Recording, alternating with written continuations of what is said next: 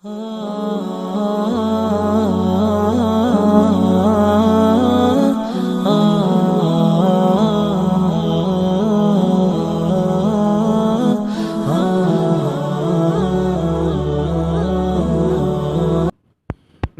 ونسلم ونصلي على رسوله الكريم اما بعد۔ میرے بھائیوں، میں آپ حضرات کی خدمت میں اللہ جل شانہ کی توفیق سے چند دنوں سے حضرات اہل بیت کے فضائل اور مناقب پر گفتگو کر رہا ہوں آپ حضرات کے سامنے، تاکہ اللہ جل شانہ آپ کو اس سے فائدہ عطا فرمائے۔ تو میں آپ حضرات کے سامنے حضرت علی رضی اللہ تعالیٰ عنہ کا ایک واقعہ ذکر کرنا چاہتا ہوں۔ روایات میں آتا ہے حضرت علی رضی اللہ تعالیٰ عنہ کے دور خلافت میں دریائے فرات میں طغیانی آئی، جس کے نتیجے میں لوگوں کی فصلیں تباہ ہو گئیں، لوگوں کی فصلیں ضائع ہو گئیں۔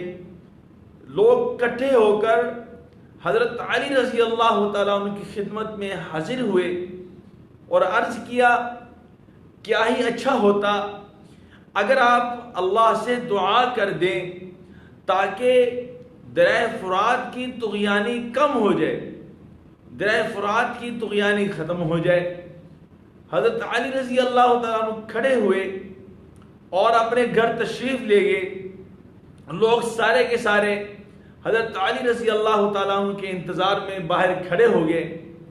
حضرت علی رضی اللہ تعالیٰ عنہ باہر تشریف لائے تو حضرت علی رضی اللہ تعالیٰ عنہ نے جناب رسول اللہ صلی اللہ علیہ وسلم کا جبہ پہنا ہوا تھا اور سر پہ پگڑی باندھی ہوئی تھی اور ہاتھ پہ لاٹھی پکڑی ہوئی تھی، اور حضرت علی رضی اللہ تعالیٰ عنہ نے گھوڑا منگوایا تو لوگ گھوڑا لائے۔ حضرت علی رضی اللہ تعالیٰ عنہ گھوڑے پر سوار ہوئے، لوگ بھی حضرت علی رضی اللہ تعالیٰ عنہ کے پیچھے پیچھے چل پڑے۔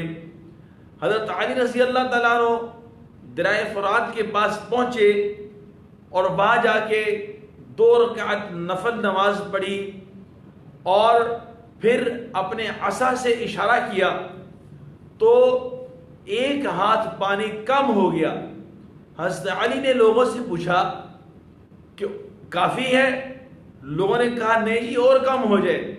تو حضرت علی نے پھر اشارہ کیا، پانی ایک ہاتھ اور کم ہو گیا۔ حضرت علی نے پھر پوچھا تو لوگوں نے عرض کیا نہیں جی، پانی اور کم ہو جائے۔ حضرت علی نے پھر اشارہ کیا تو پانی ایک ہاتھ اور کم ہو گیا۔ پھر پانی اپنی سطح سے کم ہوا تو لوگوں نے کہا جی اب کافی ہے۔ تو میرے دوستو، یہ تھی حضرت علی رضی اللہ تعالیٰ کی برکت سے طغیانی کا ہٹ جانا اور ختم ہو جانا۔ میرے دوستو، اصل بات یہ ہے کہ جس نے اپنا تعلق اللہ سے جوڑ لیا، اللہ جل شانہ نے ساری دنیا کو ان کا غلام بنا دیا۔ ایسے بے شمار واقعات ہیں، اور انشاءاللہ موقع ملا تو میں آپ حضرات کے سامنے وہ ذکر کروں گا کہ حضرات صحابہ کرام نے اللہ سے تعلق جوڑا تو اللہ جل شانہ نے دنیا میں ان کے ہاتھوں پہ کیا کیا کرامتیں ظاہر کی ہیں، ان کی برکت سے اللہ نے کیا کیا کام حل کیے ہیں۔ انشاءاللہ اگلے موقع پر میں آپ حضرات کے سامنے ضرور بیان کروں گا۔ تو اللہ سے دعا ہے کہ اللہ جل شانہ حضرات صحابہ کرام کی طرح ہمیں بھی اپنا تعلق عطا فرمائے اور ہمیں دنیا میں رہتے ہوئے ایمان اور یقین کی بھرپور محنت کرنے کی توفیق عطا فرمائے۔ وما علینا الا البلاغ المبین۔